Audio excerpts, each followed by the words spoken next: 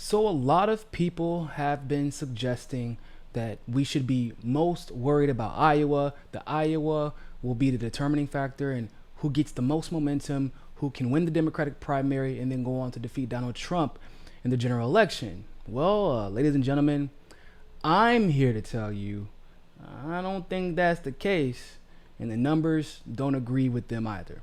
Let's talk about it.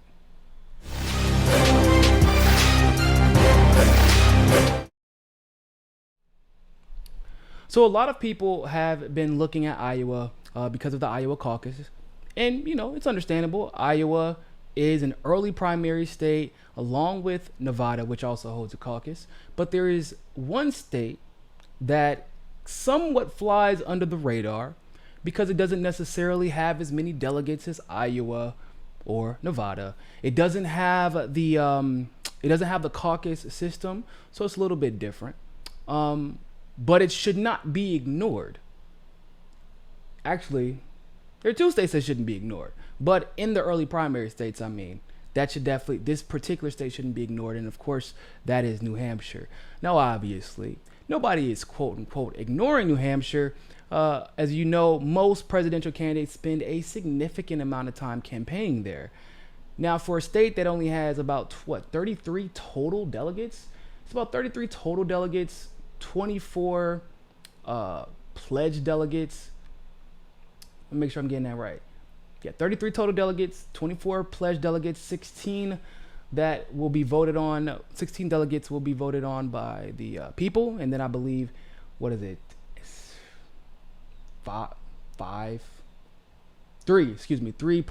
Three are party leaders and elected officials, and then 5 are at-large pledged delegates. I'm pretty sure it's just another name for a superdelegate, but they just call them something else now.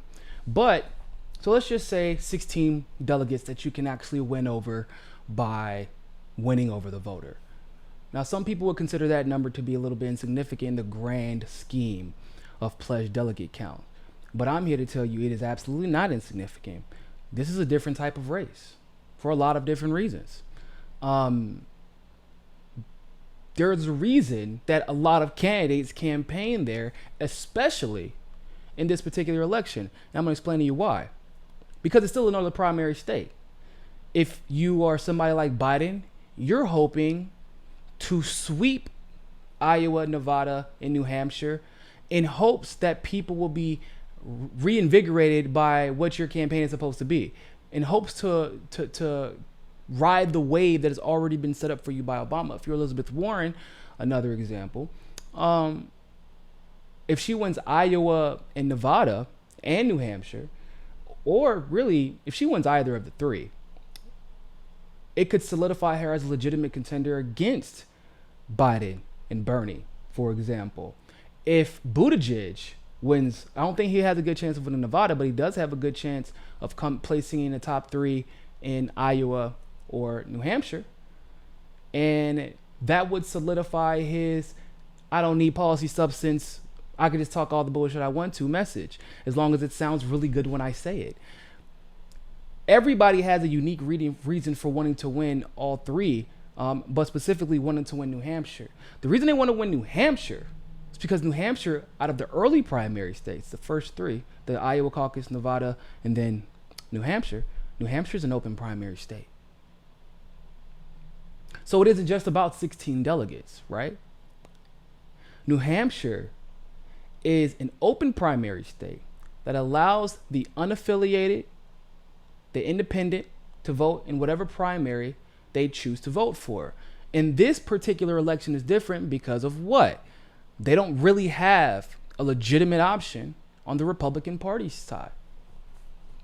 Now, if you're thinking in New Hampshire specifically that independent voters don't make a big deal, and I think that there was an article earlier this year that tried to make that claim, I beg to differ. Because according to New York Times, in the last Democratic primary, 41%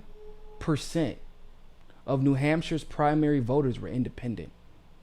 So you would have a pretty good idea as to where you may lie, right, in the minds of the independent voters, not only there, but across America. Why? Because Well, it's a pretty huge deal. 37%. 37 states are open primary or semi-open primary.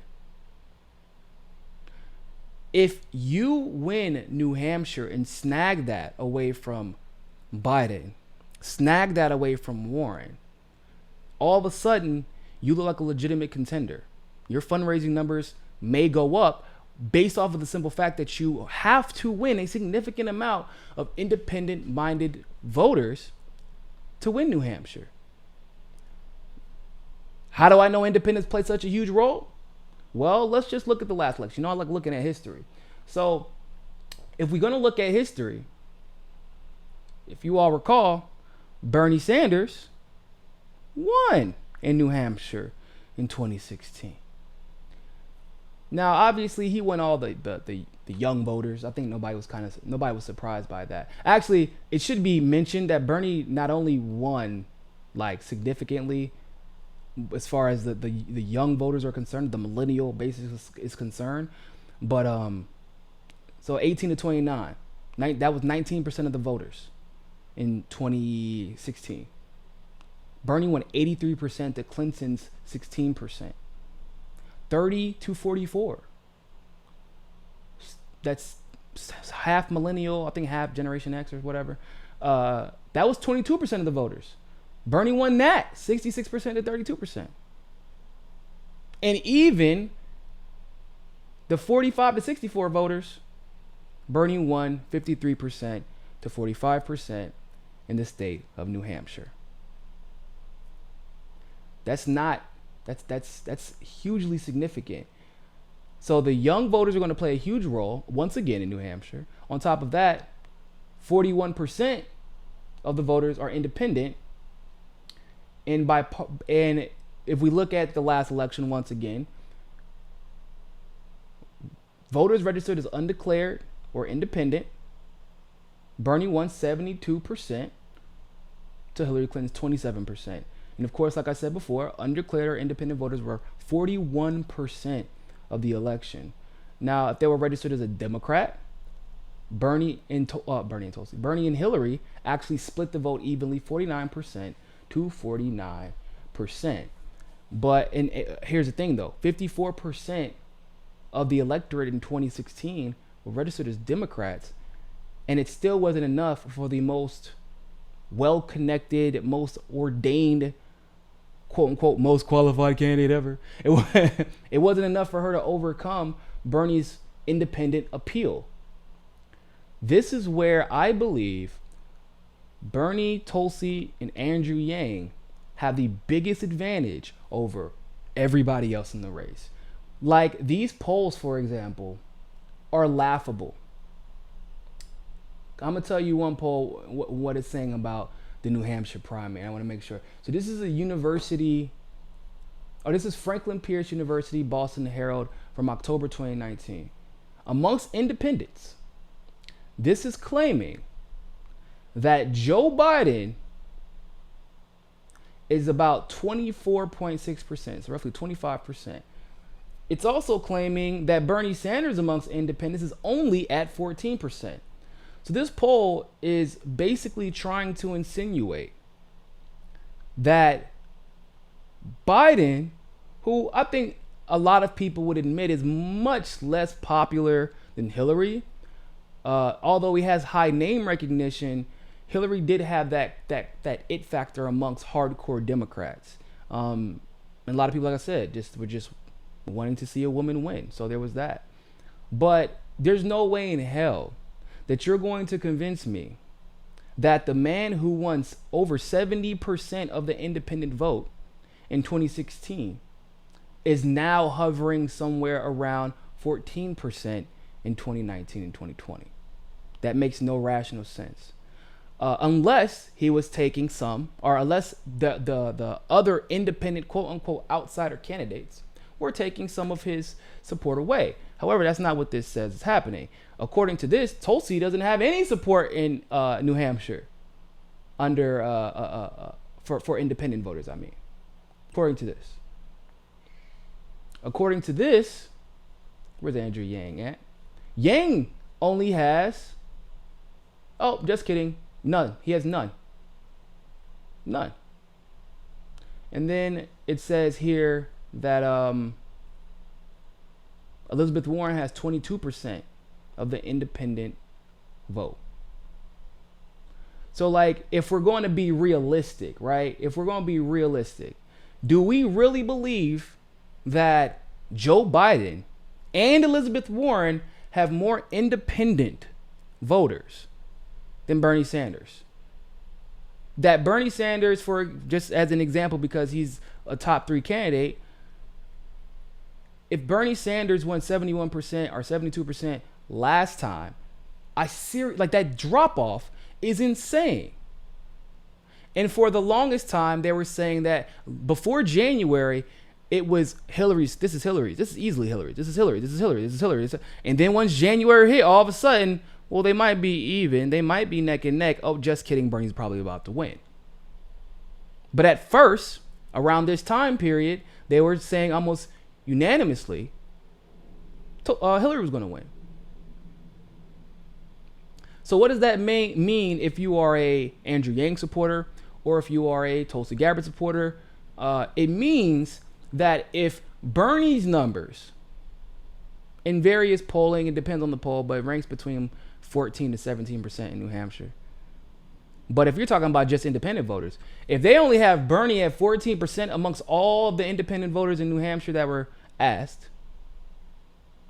and we know exactly how that turned out for Bernie, who was a independent-minded outsider candidate who ran in 2016. If you're a Yang supporter, if you're a Tulsi supporter, you are in pretty damn good shape. That's what that means. Especially when you have weird questionnaire outcomes where they'll ask 800 people, but 405 people decide to pick that one question that they didn't want to vote in. That's how it worked out with that poll. It is like 49% of the people decided not to answer the most important question of the poll. Not that they weren't voting in the Democratic primary. They didn't say that. They said that they acknowledged that they are planning on voting, and they just did not answer. Not I don't know, not I'm not sure, just did not answer. So 49% of people supposedly didn't answer, and Tulsi doesn't have any independent support in the area. Yang doesn't have any independent support in the area. And yet, we all know that between Bernie, Tulsi, and Yang, those are going to be the ones fighting over most of the independent-minded voters. So that's great news. Now, once again, winning New Hampshire sets you up nicely for Massachusetts. It does. But also, there's another state that we have to pay attention to that I think a lot of people have not been paying a lot of attention to. South Carolina. South Carolina is another open primary state, and it takes place right after the early primary caucuses and New Hampshire. And then it leads into it's 3 days before 10 states that are going to vote. Yeah, I believe it's 10 states are going to vote, including I think New York, California, and North Carolina. It's a lot of states happen after South Carolina, and then but South Carolina is a huge launching pad. Now, Bernie obviously didn't do that well in South Carolina last time, right? And we're using Bernie because he was the only one who ran in the last primary. But I think that we can all surmise that Bernie didn't do that well in South Carolina last time because, well, he was blacked out completely, and most of the voters in South Carolina that vote in the Democratic primary, are black. Like, I can't stress that enough. They are black. It is a thing out there. And of course, at the time, Hillary Clinton was just dominating the black vote. There were a lot of extenuating circumstances in that situation, though, that I believe have been reconciled if you're talking about just Bernie. Like, if we're saying all things are equal and you just replace Hillary Clinton's name with Joe Biden's name, who also has a significant portion of the black vote, don't be mistaken. But if you want to take last time what Bernie didn't have at his disposal, and now Hillary Clinton won 73.5% of the delegates in South Carolina, with Bernie not getting barely any endorsements and spending barely any time there. Nina Turner has been there since February, actually, I should say. got a lot more endorsements. Tulsi has been there since March. They have a pretty strong campaign team there. I think Cory Booker spends a lot of time there. I'm not all too worried about him though. And I don't know how much time Yang has spent there. I don't know that number off the top of my head.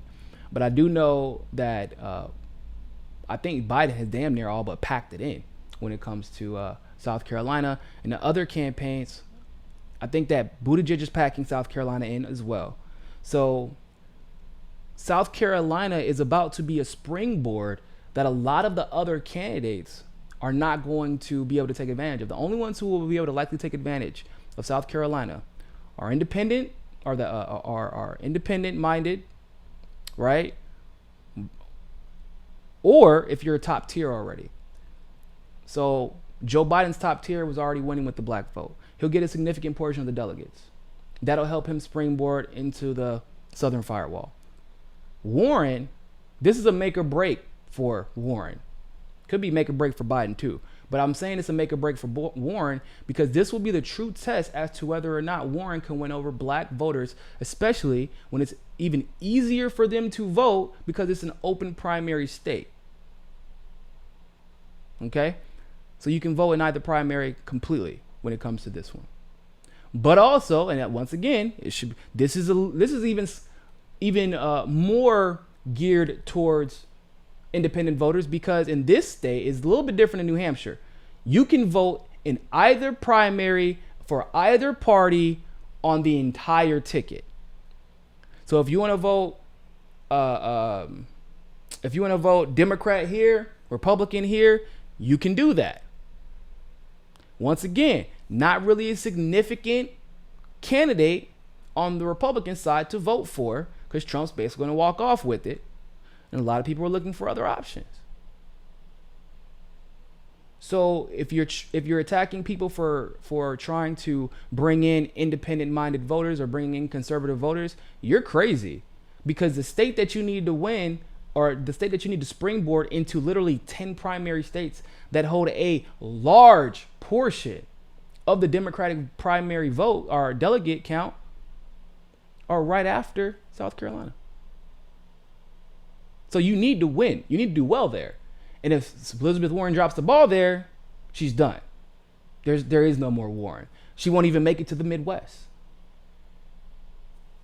Just because her momentum would die down and then the establishment will be trying to figure out who they want to get behind. I'm interested to see how it's going to turn out for Bernie or Tulsi. I feel like Bernie is the dark horse there because the only reason he did not do well with black voters or in South Carolina was because he didn't do well with black voters. The only reason he didn't do well with black voters, and I know because I was there at the time, not in South Carolina, I was in North Carolina, but we were working with South Carolina. The only reason he didn't do well was because of the media coverage. He didn't have the media coverage and he didn't have the money to get there on time, right? He didn't get there early enough. Not to mention all the sabotage that took place. That's a whole different discussion. So Bernie is a dark horse in South Carolina, no pun intended.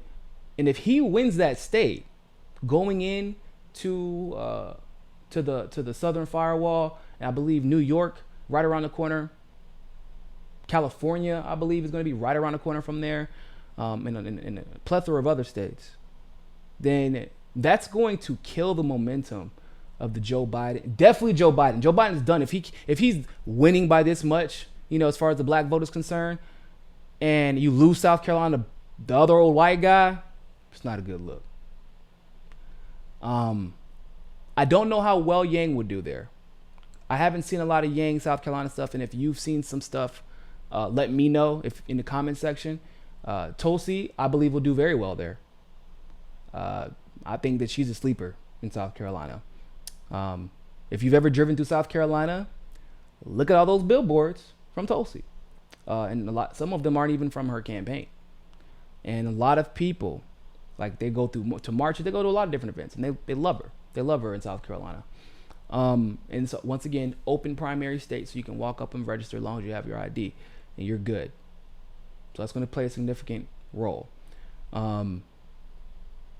Warren, same thing I said about Biden, but Warren's problem is even worse Because if you can't win the black voters over in South Carolina, you're not winning the black voters over in Georgia. You're not winning the black voters over in North Carolina. You're not winning the black voters over in Virginia, even.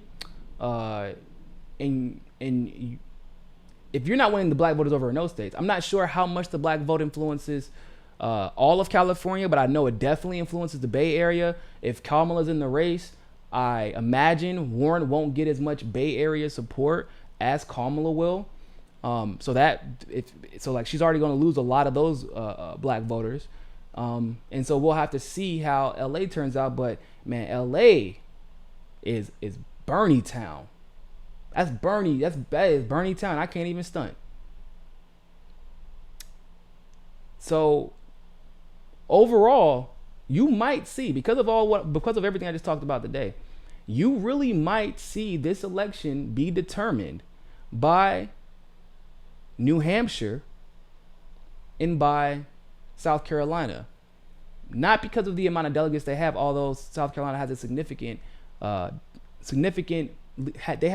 more delegates than New Hampshire does. But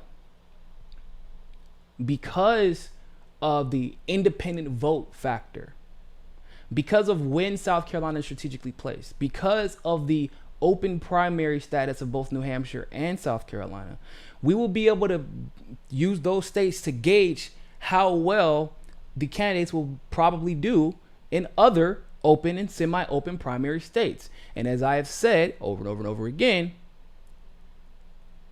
there are more independent and open primary, semi-open primary states than there are closed primary states. And that's a fact.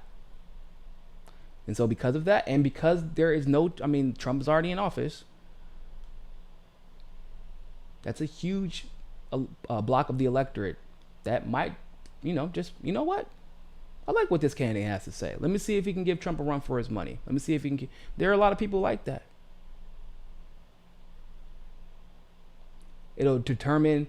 New Hampshire and South Carolina will definitely, in my opinion, play a huge determining role on how well candidates do in the Midwest. For example, Bernie dominated New Hampshire. And what did he do in the Midwest? Dominated. Why? Mostly open, semi-open primary states.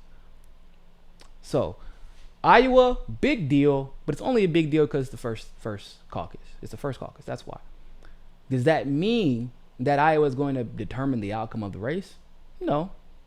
Does it mean that even if you win Iowa by a significant margin, that's how well you'll do with everybody else, with the entire Midwest?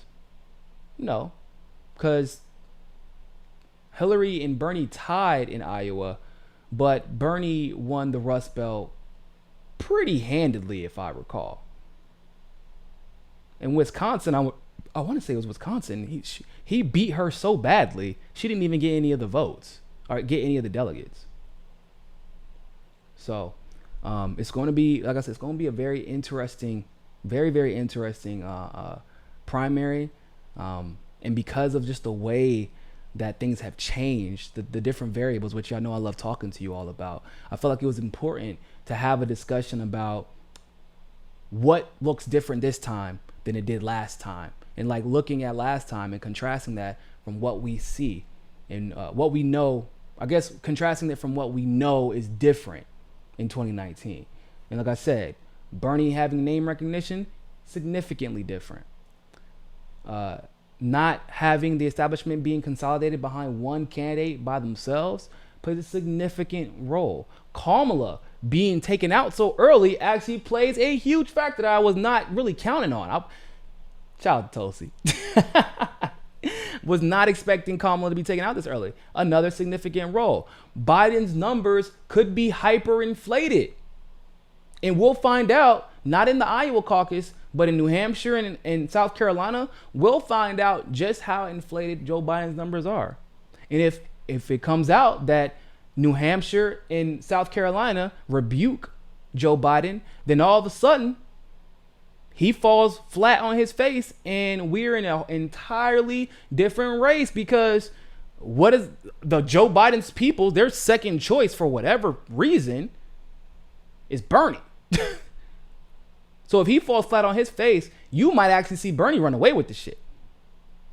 So there's a lot of different factors to consider, but I believe that a lot of those, like I said, but all those factors will be determined generally by New Hampshire and South Carolina. Independents, early primary states. South Carolina specifically precedes a 10-state primary coming up with what 3 days after South Carolina, and then independent. Oh, and then it's once again, it's not a 2-horse race this time. It is you got like probably 5 or 6 that are serious, like that are going to pull some delegates. I think that obviously Biden, Warren, Bernie, Tulsi, Yang, and Buttigieg. Those are the serious threats to actually take delegates away from those primaries. And to be honest with you, it's completely, I don't know. It's up in the air. I don't know how it's going to turn out. I don't know how many new, because like you can't, if we were going off of new registrations, it would be easier to tell how much support Yang or Bernie or Tulsi is getting potentially. But because they're open primary states, it's hard to tell. So I don't know. But hey, if Bernie won 72% of the vote in New Hampshire in 2016, I believe that is a pretty significant margin, and it lets us know that, hey, New Hampshire's ready for some outsiders. They're ready to hear a unique opinion. They're ready to hear something different. And so are the young people in New Hampshire specifically. And if that's the case, it bodes well for all the outsider candidates. So we just wanted to share that thought with you all. Hope you all enjoyed that breakdown. If you have any questions for me, don't forget you can ask them to me at qbounty.com, qbounti.com, and I will dedicate a video answering them for you. Other than that, people, more than anything else, always remember, find your balance. Peace.